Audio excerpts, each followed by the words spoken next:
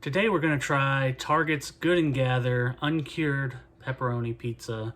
This is the microwavable version, the small personal size pizza, weighing in at a whopping 7.65 ounces, so pretty small. And it costs $3.99. So this is where we're going to get into, is Good & Gather worth it? Because we're talking about $3.99 for this when you can get, you know, a Totino's for $1.50, maybe $1.75. Which is going to be bigger, and you already know Totino's is going to be decent. Like, I feel like Totino's is a good baseline. Not amazing, it used to be better, but still decent for the price of, you know, $1.50, under $2.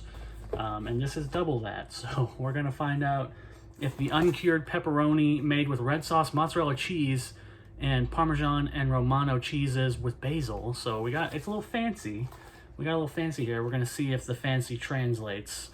Now, this is microwavable. It says so on the front, so we're going to go with that, even though I know that it's going to be better in the oven. I'm going with the microwave instructions because it's microwavable, and I assume, again, most people who are buying this would probably buy it for like a lunch or something, and you're going to microwave it. I think most people would probably microwave this over the oven, so we'll go with microwave instructions. Pull tear strip from the side of carton, open adjacent side along perforations, do not remove the top. Remove pizza from carton and wrapper. Fold back carton top so silver surface is face up. Place pizza on silver surface, microwave on high for 3 to 3.5 minutes or until the pizza is cooked through. So we got some complicated instructions on here. Okay, so pull tear strip from the side of carton. This is our tear strip. All right, open adjacent sides along perforations. I don't see the perforations. I don't see the perforations. Do not remove the top. Remove pizza from carton and wrapper. Okay, so I guess I don't see perforations, so I'm just gonna open the sides.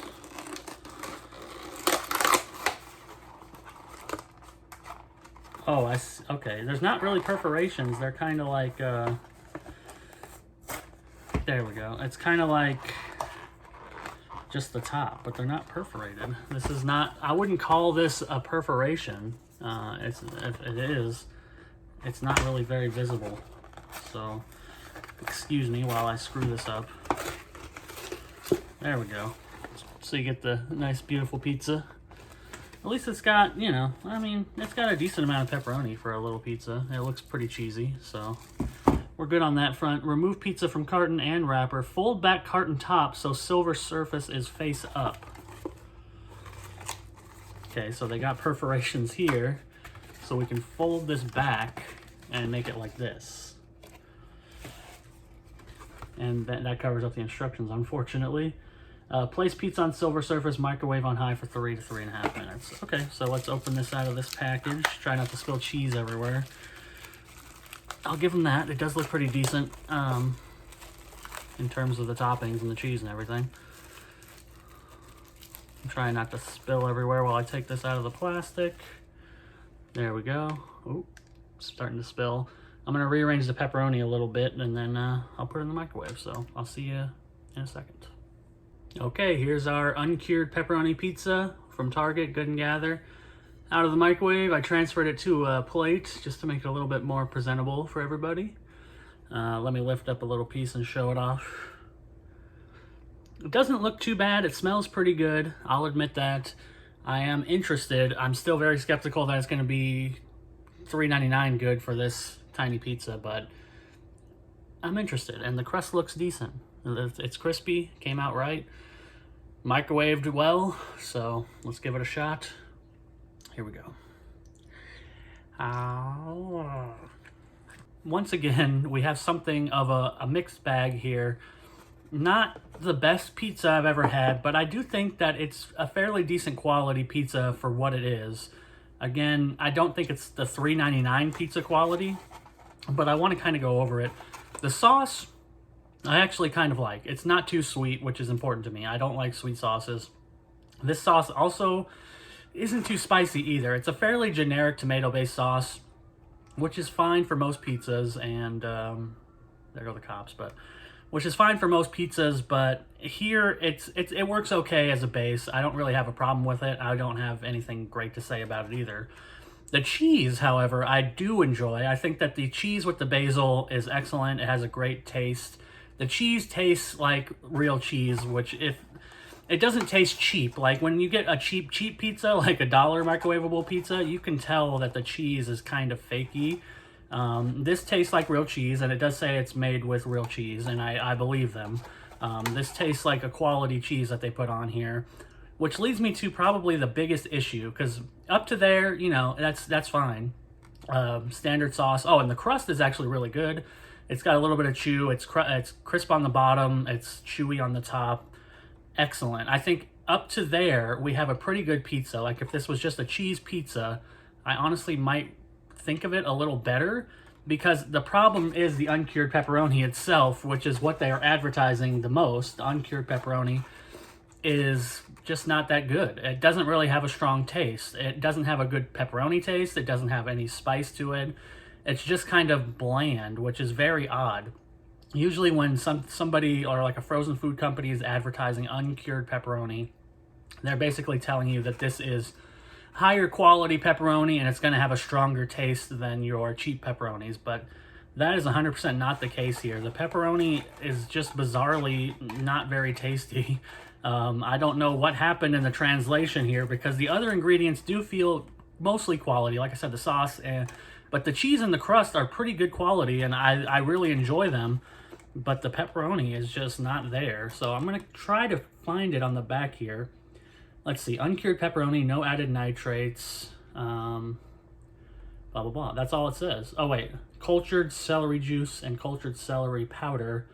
Beef, pork, sea salt, spices. Blah, blah, blah. So I don't know what happened with the pepperoni. That's all I can really say. The rest of it is good. If there's a cheese version of this, that might actually be better, because the pepperoni is more almost a detriment, because it just doesn't really have any taste to it. And the rest of it is pretty decent for, you know, for what it is. I just think that the price is out of whack, but as far as the pizza itself, it's not bad. I've never had I'm not a big DiGiorno fan, but I know DiGiorno makes their own like personal pizzas. They're also in this price range, kind of in the $4 area, I believe, and I've never had those, but my suspicion is that this is probably on par or around there, but I just don't know, because DiGiorno I don't really buy because I don't like their sauce. Their sweet sauce kind of ruins their pizzas for me, but they might have better pepperoni and they might have better other ingredients. But for this one, it kind of sucks that the pepperoni is such a letdown, because if the pepperoni was on point, I would be willing to recommend this even for the $3.99 price, because it is decent. And I know a lot of people look out for these kind of personal pizzas. You don't want to get a whole pizza. You don't want to cook the whole thing and end up throwing pieces out and all that. This is enough for a lot of people, and that's good. And if you want to pay a little bit more for a quality, that's a good thing to do. But here, it just doesn't work with the pepperoni for $3.99, but it is still decent. And there might be a cheese version, and if there is, that might be a better pickup, to be honest. And then if you want, you can add your own good pepperonis, which is really the step most people should take. When you're making a pizza, add your own stuff on the frozen pizza. I always usually add some kind of cheese and some additional pepperoni or whatever I got. Sometimes I'll put sausage on there, sometimes I'll put bacon on there. Whatever is around, I will add it to a frozen pizza to make it a little better. But as it is, I can't necessarily recommend it for $3.99. If you can get it on sale, or if the cheese version exists, which I don't know if it does, and it's a little bit cheaper, maybe like $2.99, that would be fine, but I'm going to end up giving it a 3 out of 5. Again, on sale, it might be worthwhile, but just know that the pepperoni is not going to be a highlight. In fact, you might as well just not cook the pepperoni. I mean, you can try it, obviously, you got it there, but you could take the pepperonis off and cook it as a cheese pizza, and you might be better off. So that is Good and Gather's uncured, microwavable pepperoni traditional crust mini pizza, and I will see you all next time.